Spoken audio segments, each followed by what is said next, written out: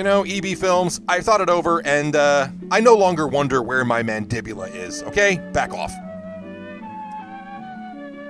What am I looking at here?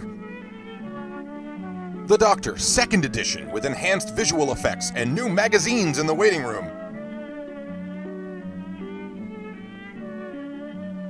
Can we maybe get a 3rd edition to deal with the soundtrack? I'm sorry, I'm gonna need an older Doctor. The day the doors of the world opened up for this baby, the day Larry was born, the doors of another world were opening up for a young man named Ronald Lewis. Played by Ed Helms. Doors of the world of medicine. Ron had already been graduated from high school and college, but that day Ron really began his studies to become a doctor. That day he entered medical school. Well, this is the wrong building, but he'll get there. As Larry grew, Ron Lewis studied. When Larry was a year old, Ron was attending classes, learning about the healthy body, about the nerves, the blood system, the muscles and bones of the normal human being. Normal man has normal interests. And he spent long hours studying complicated medical books. Like Berenstein Bears Go to the Doctor. When Larry was 5, Ron was an intern, a doctor no longer in school, but continuing his training by working full-time in a hospital. Now he was really responsible for all kinds of sick people. Well, admitting responsibility is the first step. Soon Larry was 6. That year, Ron began his specialized training to become a pediatrician, a doctor who takes care of children. For that was the special kind of doctor Ron decided he wanted to be. Gotta get rid of all these lollipops somehow. When Larry was 8, there came a very special moment for Ron Lewis. His formal training was over, and he was finally ready to open his own practice. It had taken Larry's entire lifetime up to this year for Ron to become a children's doctor. From the day Larry was born, Ron Lewis had been preparing for this moment. The beginning of billable hours. Now another year has passed.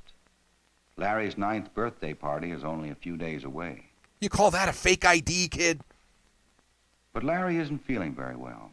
He's got malaise, because it's the 60s. Larry's mother knows that when he is so quiet, something must be wrong. Larry's head feels warm, and that usually means he has a fever. Boogie or dengue? When Larry's mother calls their regular doctor, she learns he is on vacation. Again. And he's asked a young doctor new in the neighborhood to care for his patients while he's away. Larry doesn't know it, but he's about to meet Dr. Ron Lewis. Oh, God, that's pink and moist and big. Dr. No, Lewis thank you. can see that Larry's throat appears infected. Turn it off. He picks up some of the germs that may be causing the sore throat. He'll interrogate them later in international waters away from the eyes of the state. What's that? It's a throat swab, Larry. What do you think? I'll send it to the lab and we'll find out what kind of sore throat you have. If the report comes back negative, we'll know that it's not very serious. And we'll get you back on that factory line, huh, buddy? Larry does have a fever, 101 degrees. The arrow on the thermometer points to normal. Hey, don't project your mores onto Larry, okay? Germs causing sore throat can spread to the ears and nose very quickly. Dr. Lewis makes sure that hasn't happened. He recommends an emergency headectomy. Dr. Lewis, could I ask you something? Sure, Larry. Go ahead. What the hell? Well, my party's on Sunday. I want to know if I can still have it. I already paid the Well, DJ. it depends, Larry. We'll have to see what the lab test shows and how your fever and soreness respond to the medicine. Give him this 3 times a day, and please call me if his temperature goes up or if his symptoms change. And Larry, I can't promise you anything, but chances are you may be able to have your party. You're contagious, and I need clients. Sorry, everybody. He's out of OxyContin samples. Oh, hi, Joe. What are you doing here? What's the matter with you? Oh, I'm not sick or anything. I'm just here for my regular checkup. Oh, so long. See ya. Okay, see you in school. Ouch, there's a history here, Joey, clearly. You can come in now. An important part of a doctor's work is preventing sickness. Doctors know it is better to prevent an illness or discover it in an early stage than to cure a serious case. Well, Joey, you've certainly grown in the past year, almost 2 inches. Not great. How's your appetite at mealtime? Dr. Lewis checks to be sure Joey is growing and gaining weight as he should. No problems there. What sort of a flashlight, Joey? It's called an ophthalmoscope. It allows me to look through your pupil to the very back of your eyes. I think I left something in there last time.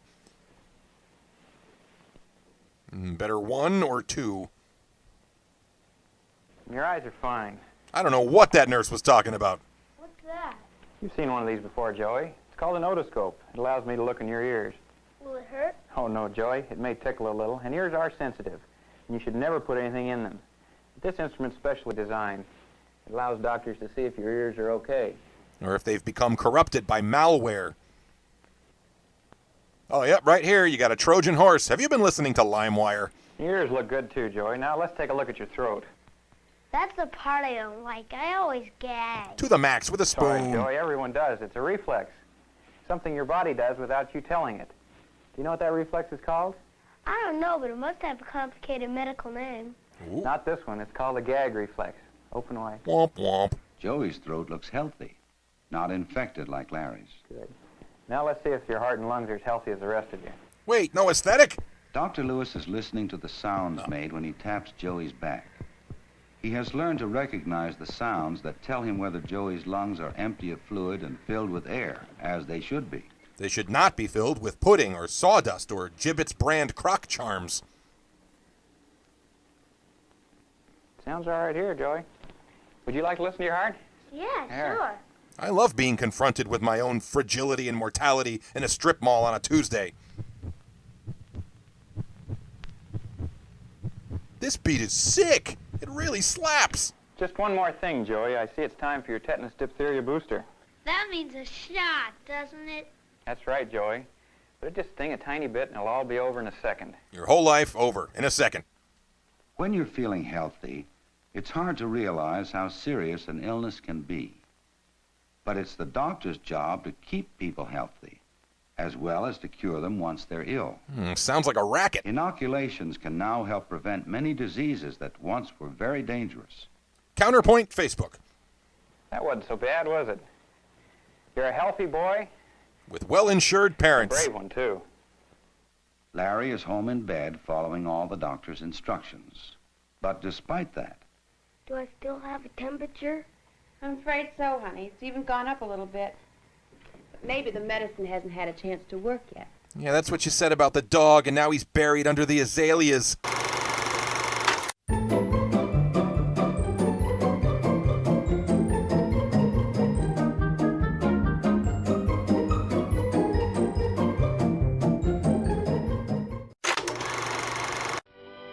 Thank you so much for watching Fun with Shorts. This series is supported by Patreon and patrons like these wonderful people right here. They get early access to new episodes and exclusive episodes every month. Also, check out the updated funwithshorts.com for DVDs and merch and all the good stuff. Thank you so much, everybody. I'll see you next time.